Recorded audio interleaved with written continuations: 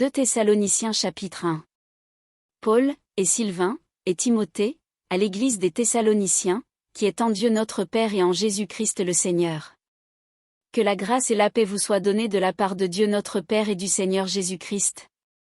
Nous devons à votre sujet, frères, rendre continuellement grâce à Dieu, comme cela est juste, parce que votre foi fait de grands progrès, et que la charité de chacun de vous tous à l'égard des autres augmente de plus en plus.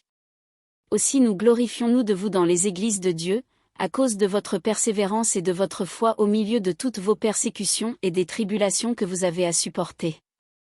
C'est une preuve du juste jugement de Dieu, pour que vous soyez jugés dignes du royaume de Dieu, pour lequel vous souffrez.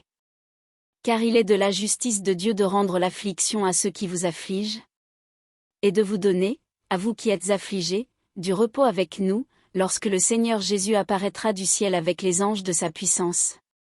Au milieu d'une flamme de feu, pour punir ceux qui ne connaissent pas Dieu et ceux qui n'obéissent pas à l'évangile de notre Seigneur Jésus.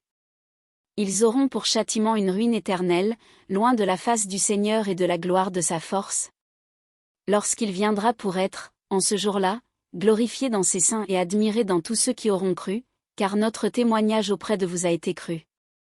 C'est pourquoi aussi nous prions continuellement pour vous, afin que notre Dieu vous juge digne de la vocation, et qu'il accomplisse par sa puissance tous les desseins bienveillants de sa bonté, et l'œuvre de votre foi. Pour que le nom de notre Seigneur Jésus soit glorifié en vous, et que vous soyez glorifiés en lui, selon la grâce de notre Dieu et du Seigneur Jésus-Christ.